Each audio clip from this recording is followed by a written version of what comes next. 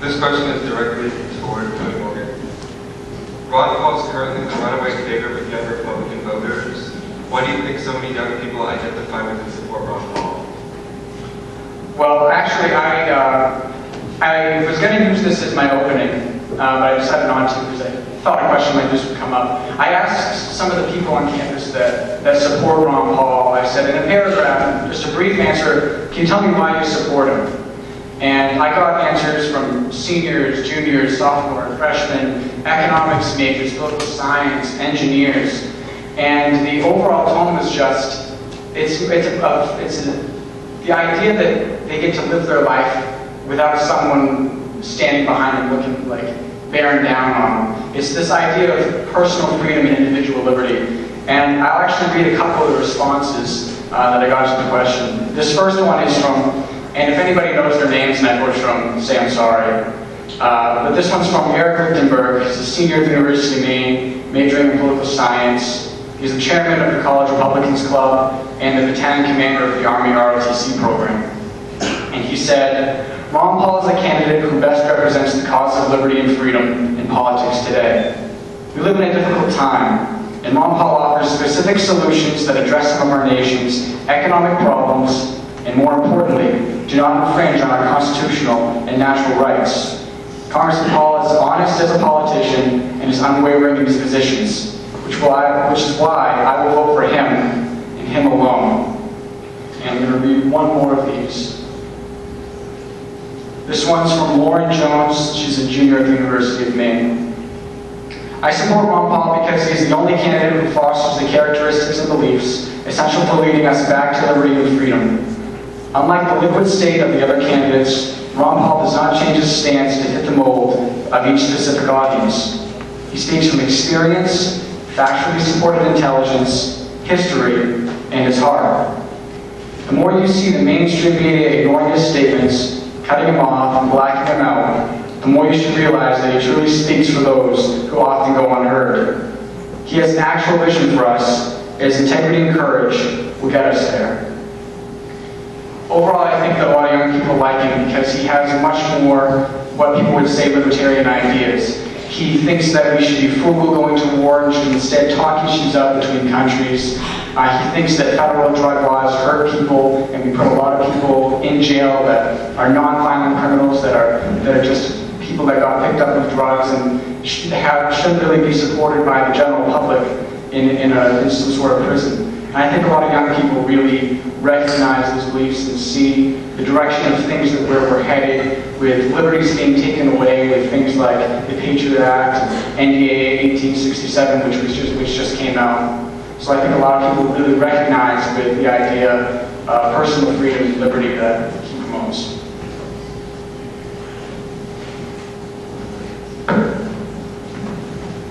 Just in terms of foreign policy, I wonder if you could explain a little more the whole idea of libertarian Ron Paul's views of non-interventionism, and I wonder if that's really a practical thing, especially nowadays with such volatile states in the Middle East, change the power in North Korea, just recently the hunger found in Iran with nuclear uranium. I wonder if you could just explain that.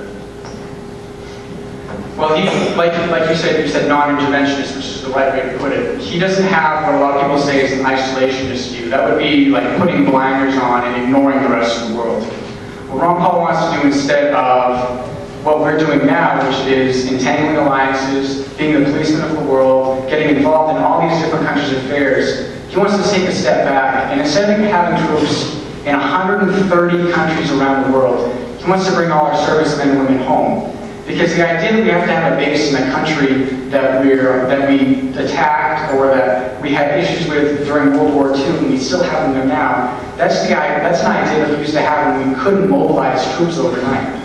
We can get troops anywhere in the world within a day, with our Navy, with planes, but we still have this really empirical idea of having our troops positioned everywhere.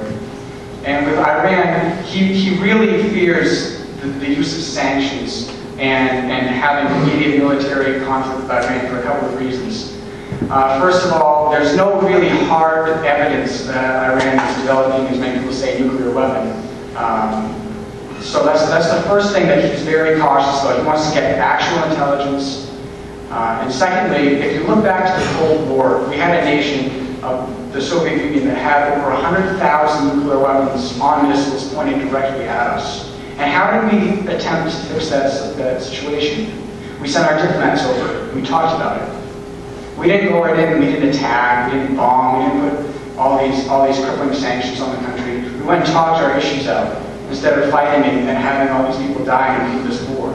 And that's what Ron Paul says, because Iran might possibly, maybe sometime, get a nuclear weapon, but when that time comes, and it's not that he wants them to have one, but when that time comes, he wants to talk our differences out, and instead of going right to a war, he wants to really talk the issues and settle things in a diplomatic solution.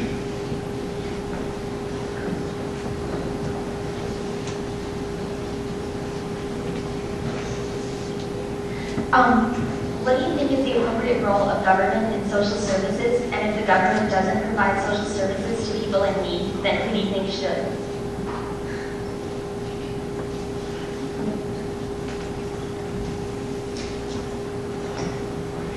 As an elected official, I guess I should answer this question. The first part is, what is the proper role of government? What is the first part of your question? What is the appropriate role of government in providing social services? Appropriate role of government in providing social services.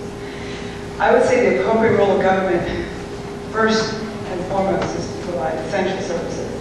And when I ran in for town council, I kept repeating over and over again, I believe that the whole point of elected officials, especially at the local level, is to find out what services the people want, because they're the ones paying for it, how much they want to pay for it, and then make that happen.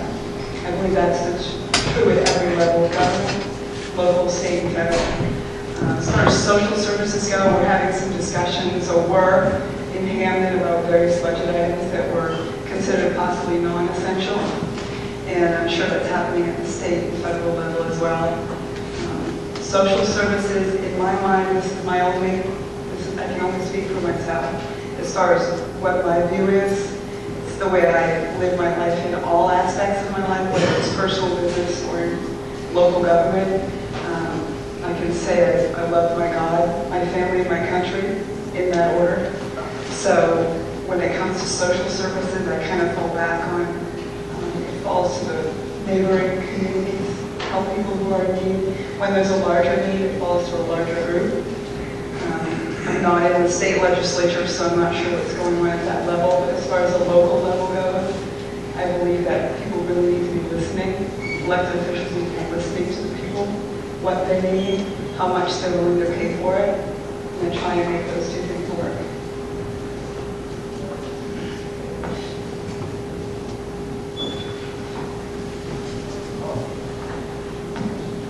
One of the tenets of the Tea Party and Ron Paul seems to be encouraging small government and increasing the efficiency of our government.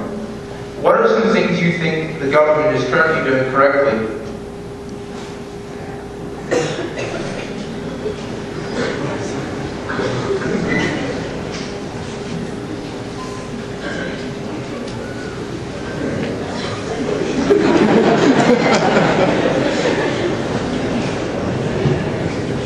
What do I think the government is doing incorrectly?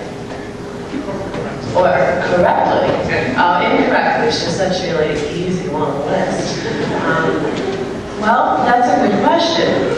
We're having problems doing something as basic as delivering our mail and keeping our post offices working properly. And that one's actually in our Constitution.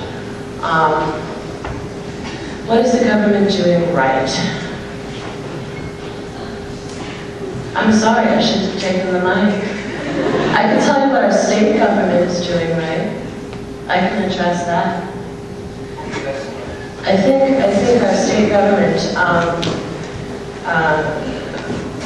is paying a lot more attention to our financial situation in the state, how that impacts the people. Being able to take a look at what constitutes needy and vulnerable and what doesn't. Being able to reevaluate a really prudent and respectful use of the public coffers in delivering the different services. Right now, the state of Maine, for every dollar remitted to the federal government taxes, we receive, and I saw two numbers, $1.49 and $1.62. That 49 cents or that 62 cents is the measure of our vulnerability. And the state is transitioning through the different policies regarding health insurance, being able to break up the relative monopoly at the state level so that the people have wider varieties of affordable choices for health insurance. That's one a big deal.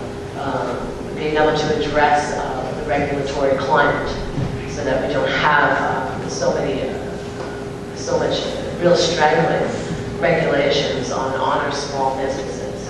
Evaluating appropriateness of the fees. It's just more of a movement towards a state government